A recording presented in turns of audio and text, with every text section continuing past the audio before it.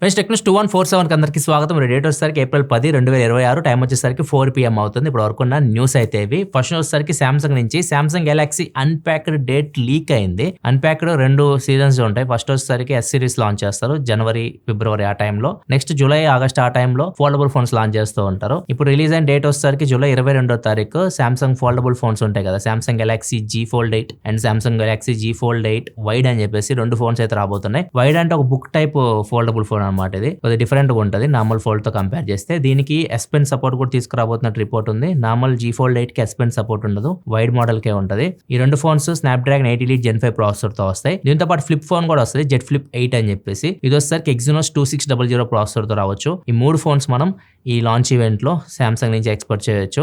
చాలా ఎర్లీగా లీక్ అయింది లాంచ్ డేట్ జూలై 22, ఇప్పుడు ఏప్రిల్ నడుస్తుంది. అండ్ దీంతో పాటు సామ్సంగ్ ట్రైఫోల్డ్ ఫోన్ ఉంది కదా, సౌత్ కొరియాలో దీని సేల్ ఆపేశారు. చాలా ప్రాబ్లమ్స్ అయితే వస్తున్నాయి. డిస్ప్లే రిలేటెడ్ చాలా మంది ఇష్యూస్ అయితే ఫేస్ చేస్తూ ఉన్నారు. ఇప్పుడు దీని స్టాక్ ఏదైతే ఉందో యుఎస్ఏలో రీస్టాక్ అయితే చేశారు కొన్ని. ఇదే లాస్ట్ సేల్ అనుకుంటా. యుఎస్ఏలో కూడా తర్వాత ఇవి దొరకవు అనమాట ట్రైఫోల్డ్స్. ఇప్పుడు ప్రెజెంట్ అయితే ట్రైఫోల్డ్ మళ్ళీ అమెరికాలో సేల్ కి అయితే వస్తుంది. మోస్ట్లీ ఇదే ఆఖరి సేల్ అనుకుంటా ప్రపంచవ్యాప్తంగా. నెక్స్ట్ న్యూస్కి వెళ్ళే ముందు డీల్ ఆఫ్ ది డే చూసుకుంటే సామ్సంగ్ నుంచి సామ్సంగ్ గెలాక్సీ వాచ్ 7 ఇది 40mm dial and LT model. Normal దీని ప్రైస్ వచ్చేసరికి 28,999 29,000 రూపాయలు ఉంటుంది. దీని మీద 15,000 రూపాయలు ఏ బ్యాంక్ కార్డ్ యూస్ చేయండి, HDFC చాలా మంచి మంచి కార్డ్స్ అయితే ఉన్నాయి. యూస్ చేస్తే 15,000 రూపాయలు డిస్కౌంట్ అయితే వస్తుంది. నార్మల్గా ఇప్పుడు సెల్లింగ్ ప్రైస్ వచ్చేసరికి 13,995 రూపాయలకు వస్తుంది డీల్ ప్రైస్.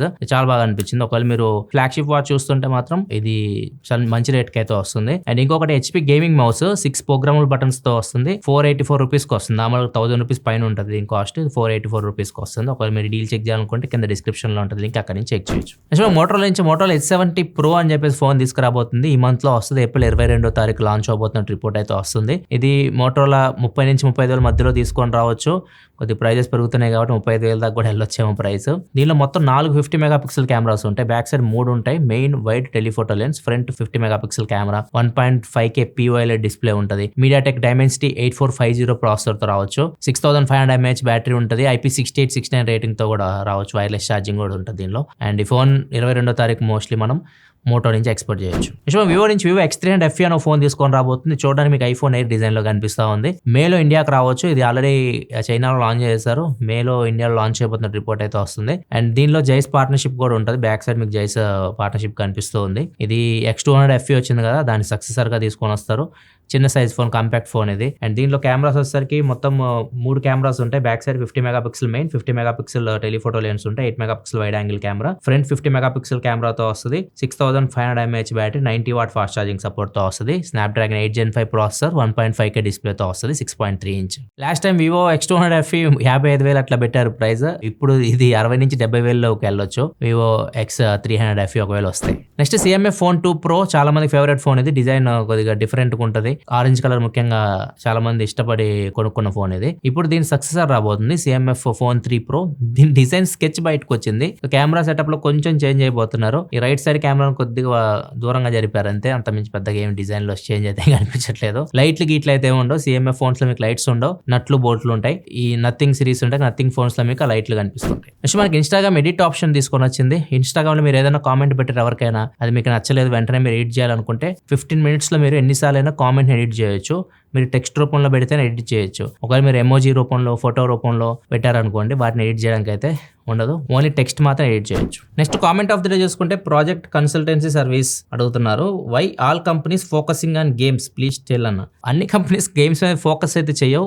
ఆన్లైన్ ఏదైతే బ్రాండ్స్ ఉంటాయి, ఆన్లైన్ లో ఫోన్లు అమ్మాలనుకుంటారు, వాళ్ళు ఖచ్చితంగా పర్ఫార్మెన్స్ అయితే చూస్తూ ఉంటారు. ముఖ్యంగా వీళ్ళు టార్గెట్ చేస్తే ఏంటంటే యూత్ ని, కొద్దిగా గేమ్స్ ఆడుతుంటారు, అట్లాంటి వాళ్ళు టార్గెట్ చేసే వాళ్ళు గేమ్ మీద ఫోకస్ చేసి తీసుకొస్తూ ఉంటారు. అందరు గేమ్స్ మీద ఫోకస్ చేయరు. చాలా బ్రాండ్స్ చూడొచ్చు మీరు, కెమెరా, డిజైన్, బ్యాటరీ వీటి మీద కూడా ఫోకస్ చేసి ఫోన్ తీసుకొస్తూ ఉంటాయి. ప్రాసెసర్ మిడ్ రేంజ్ ప్రాసెసర్ ఇచ్చేసి, లైక్ V సిరీస్ చూడొచ్చు మీరు, Vivo V series example. So ఇవి ఎక్కువ ఆఫ్లైన్ లో అమ్ముతుంటారు. అదే ఆన్లైన్ విషయానికి వస్తే మాత్రం ప్రాసెసర్ ఫస్ట్ చూస్తారు అనమాట. సో అందుకని చెప్పేసి వాళ్ళు మంచి ప్రాసెసర్ తీసుకోవడానికి ట్రై చేస్తూ ఉంటారు. సో గేమింగ్ మీద కంప్లీట్ గా ఫోకస్ అంటే మోస్ట్లీ కొన్ని బ్రాండ్స్ మాత్రమే చేస్తున్నాయి. ఇప్పుడు iQOO ఒకటి, OnePlus ఒకటి. iQOO బాగా అగ్రెసివ్ అయిపోయింది అనమాట గేమింగ్ లో. అందుకే దానికి కౌంటర్ ఇవ్వడానికి ఇప్పుడు OnePlus కూడా గేమింగ్ మీద ఫోకస్ చేస్తుంది. అండ్ పోకో కూడా చేస్తుంది, కానీ వీళ్ళంత సక్సెస్ అయితే అవ్వలేదు.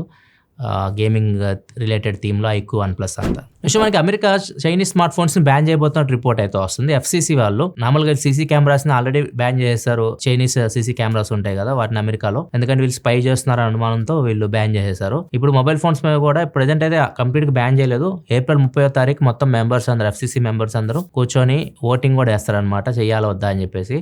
దాని ప్రకారం చైనా నుంచి వచ్చిన ఫోన్స్ ని ఇక్కడ వీళ్ళు సర్టిఫై చేయాలి. అమెరికాలో కూడా వాటిని ఓపెన్ చేసి సర్టిఫై చేసి అప్పుడు మాత్రం అమ్మడానికి పర్మిషన్ ఇవ్వాలి, డైరెక్ట్ అమ్మడానికి అయితే ఉండదు. సో ఇట్లా వీళ్ళు చేంజెస్ తీసుకొని రాబోతున్నారు. దీనివల్ల కొద్ది కాస్ట్ కూడా పెరగవచ్చు. లేబర్ ఉంటుంది, లేబర్ ఛార్జెస్ ఉంటాయి. వచ్చిన తర్వాత మళ్ళీ దాన్ని ఓపెన్ చేయాలి, మళ్ళీ ప్యాకింగ్ చేయాలి, ఇలా చాలా ఉంటాయి. టెస్టింగ్ చేయాలి, వీటన్నిటి బర్డెన్ ప్రజల మీదే పడుతుంది. సో వాళ్ళకి కొద్ది కాస్ట్ కూడా ఎక్కువ అవుతుంది. సెక్యూరిటీ పరంగా వీళ్ళకి డౌట్లు ఉన్నాయి కాబట్టి సో ఇది చేయడానికి ఏప్రిల్ 30వ తారీఖు ఒక నిర్ణయం అయితే తీసుకుంటారు. నెక్స్ట్ మనకి RBI ఒక మంచి ఆలోచన అయితే చేస్తుంది, ఇది బాగా అనిపించింది. ఎందుకంటే 2025లో ఇండియాలో 22,000 కోట్ల రూపాయల వరకు సైబర్ స్కామ్స్ అయితే జరిగినాయి. ముఖ్యంగా వీళ్ళు టార్గెట్ చేస్తుంది ఎక్కువ ఏజ్ ఉన్న వాళ్ళని, మిడిల్ ఏజ్డ్ 50,000 పైన ఉన్న వాళ్ళని, అట్లాంటి వాళ్ళని టార్గెట్ చేస్తున్నారు. సో వాళ్ళకి అంతగా టెక్ గురించి అంతగా అవగాహన ఉండదు. అలాంటి వాళ్ళని వీళ్ళు టార్గెట్ చేసి డబ్బులు కొట్టేస్తున్నారు. ఇప్పుడు RBI అయితే ఒకటి ఆలోచిస్తుంది, ఏదైతే మనం ట్రాన్సాక్షన్స్ చేస్తామో అన్నోన్ ట్రాన్సాక్షన్స్, ఎవరికైనా మనకు తెలియని వాళ్ళకి 10,000 రూపాయల కంటే ఎక్కువ మనం డబ్బులు వేసామనుకోండి, అవి వెంటనే వాళ్ళ అకౌంట్లోకి అయితే వెళ్ళవు. ఒక గంట సేపు బ్యాంక్ అకౌంట్లోనే ఉంటాయి, మన బ్యాంక్ అకౌంట్లోనే, వాళ్ళ బ్యాంక్ అకౌంట్కి అయితే వెళ్ళవు. ఈ లోపు మనం రిపోర్ట్ చేసామనుకోండి, ఈ ట్రాన్సాక్షన్ చేసింది స్కామర్స్కి చేసామని చెప్పేసి మీరు మన సైబర్ క్రైమ్ నెంబర్ ఉంటుంది కదా 1930, దీనికి మీరు కాల్ చేసి రిపోర్ట్ చేశారు అనుకోండి, ఆ డబ్బులు వాళ్ళకి వెళ్ళవు, వాళ్ళ బ్యాంక్ అకౌంట్లోకి వెళ్ళవు, మీ బ్యాంక్ అకౌంట్లోకి డైరెక్ట్ అయితే వచ్చేస్తాయి. ఇది ఓన్లీ అన్నోన్ పర్సన్స్ మీరు ట్రాన్సాక్షన్ చేసినప్పుడే. మీరు నోన్ బిజినెస్ పర్సన్స్కి మీరు రెగ్యులర్గా ట్రాన్సాక్షన్ చేస్తూ ఉంటారు కదా, అట్లాంటి వాటికి ఇదైతే వర్తించదు, వెంటనే వెళ్ళిపోతాయి, గంట సేపు వెయిట్ చేయాల్సిన అవసరం లేదు. తెలియని వ్యక్తికి కానీ మీరు ట్రాన్సాక్షన్ చేస్తే అప్పుడు ఒక 1 అవర్ అవి అలానే ఉంటాయి మీ అకౌంట్లోనే.